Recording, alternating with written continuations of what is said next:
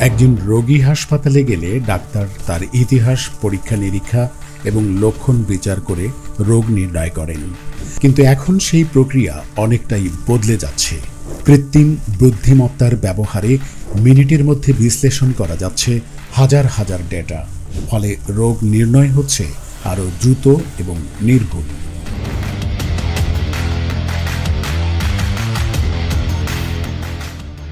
বিশেষজ্ঞরা বলছেন এআই এখন ক্যান্সার, হৃদরোগ এমনকি বিরল জেনেটিক রোগের ক্ষেত্রেও প্রাথমিক পর্যায়ে ঝুঁকি নিশ্চিত করতে পারছে।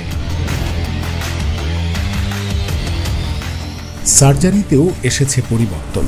উন্নত বিশ্বে রোবোটিক সার্জারিতে ব্যবহৃত হচ্ছে এআই প্রযুক্তি। রোবট এখন সার্জনের নির্দেশনায় অপারেশন করছে অত্যন্ত নিখুঁতভাবে। শুধু শহরে নয়, গ্রামীণ এলাকাতেও এআই বদলে দিচ্ছে চিকিৎসার ধরন। মোবাইল অ্যাপ, টেলিমেডিসিন ও চ্যাটবটের মাধ্যমে রোগীরা পাচ্ছেন প্রাথমিক চিকিৎসা ও পরামর্শ।